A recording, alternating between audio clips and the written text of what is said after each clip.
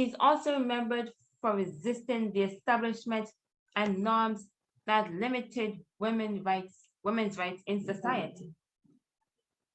Some of her followers actually believe Mahamaza herself to be the Queen Nyahbingi. Others refer to her as being the reincarnation or being possessed by the spirit of a Rwandan queen who lived several centuries back. Unfortunately, her history was never fully documented due to the patriarchal nature of the society then and colonial imperialism. She inspired a whole anti-colonial struggle in Rwanda and Uganda. Today, her followers see her as a role model and true presentation of inclusion and resistance to norms that undermine sections of society. The spirit lives on through the Rastafarian movement, where Mahamaza is referred to as Nyahbingi.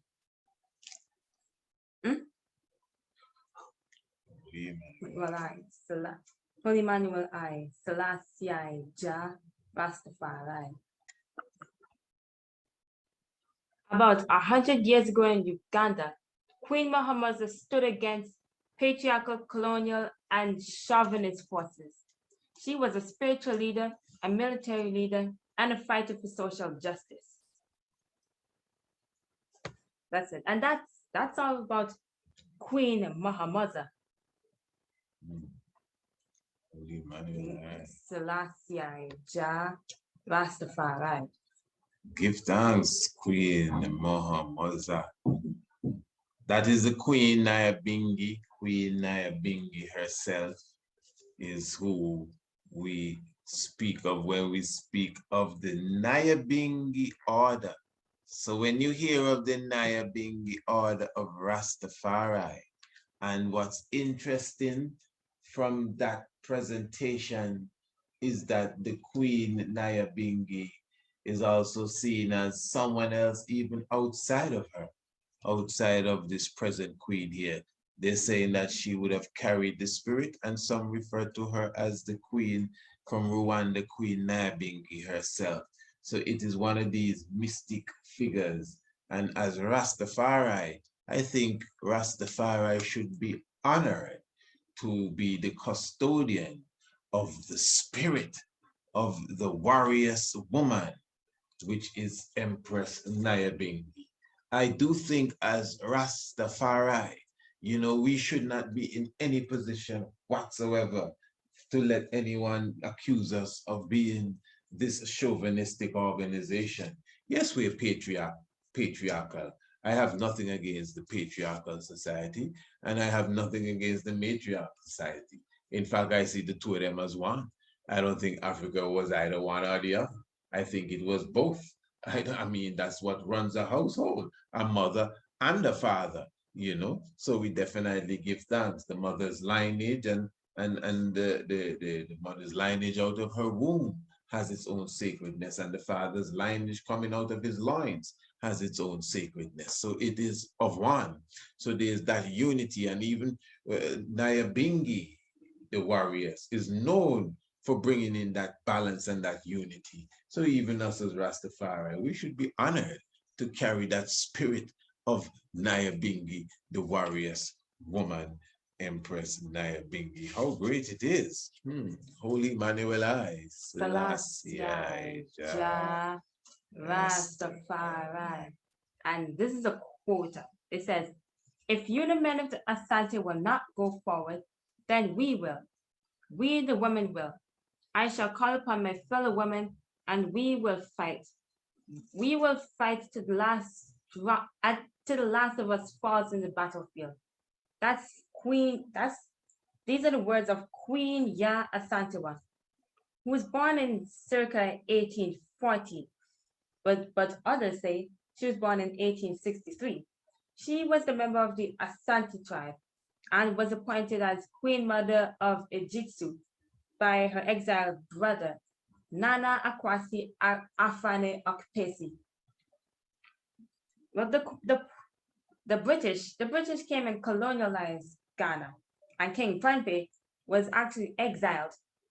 For the British, the golden stool the symbol of the Ashanti people, was said to be the gold, their treasure. That's what they're on the hunt for. And so Governor Frederick Hodgson said he wanted the golden stool so that he could sit on it. And Prempeh, he was exiled to Seychelles. After that, Queen Yah Asante and other chiefs were in a meeting. And this is where Yah Asante said that if the men couldn't go, then the women will. She started a war called the Yah Asante War, or the War of the Golden Stool. And one of them, she was captured and was sent to the island of Seychelles to join the king Prempeh. When she surrendered, she was stripped almost naked. They took her gold waistband, but they didn't get the stool. When she was captured, she actually spat in the British man's face. But she passed away in Seychelles on October of 1921.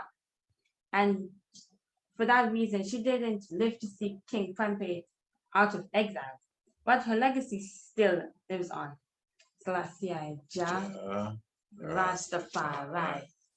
Then there's Mbuya Nehanda, who fought. She was said to be the spirit of the Shona people, and she fought with her brother, Kagori. But and she used guerrilla tactics to fight against the British. But unfortunately, they didn't have enough. They didn't have enough weapons to supply on them. And so Nehanda and Kagori was captured. And her last words were that her bones will rise and another Nehanda will come and take her place. Jah Rastafari. And she was also referred to as Zambayu, the grandmother. And this is Mbuya Nehanda, and this is Brother Kagori himself when they were captured. Blessed. This is her statue right here. See, Mbuya Nehanda. Blessed. Holy Manuel Eyes. Selassie Jah Rastafari. Rastafari, I give thanks. And such wonderful word sound. Rastafari again must be honored and proud for the spirit of the woman with us, Empress Taitu, on the battlefield with Emperor Menelik II, Empress Taitu, the wife of Menelik. And let me just come in here, family. Blessed love, give thanks for your presence with us, you know, great joy. And of course, that's just an excerpt from a wonderful lecture presentation that we did some time ago. That really was a presentation by the Honorable Princess Acacia Menin. You know, that is my young little princess there doing her very first lecture presentation. Some of you were there for that online webinar. That's really what it is. It is an online webinar that we have definitely packaged for you, and that is the African warriors, you know, on the front line. So definitely you could still get a copy of that. That is the African warriors on the front line. All you have to do is visit our website, just giving you an idea of how you get to the website here. You definitely visit priestisaacinstitute.com. That's priestisaacinstitute.com. And when you visit, you could definitely go to the shop region. You could go to the lecture region. You definitely see Africa's warriors is on the front line. And again, this was a lecture that was done by myself and the Honorable Princess Acacia Menin, but for sure, the vast percentage of the research was done by her, and basically her presentation, and definitely presentation I definitely am very proud of her for, and I'm very thankful that I was a part of that So as you could see, very inexpensive. Just visit the website, priestisaacinstitute.com. Remember the Honorable Princess Acacia Menin, along with the Honorable Prince Almasi. These are the individuals that host our program every Monday on Radio Anu on the priestisaacinstitute.com website, Radio Anu. That is at 4 p.m. It's called Youth University, where the young ones give you enough information and inspiration, something that you should bring the young ones and let them sit in and get their vibration, very good vibes. And of course, remember the Honorable Prince, of course, is our chief graphic designer here at the Institute.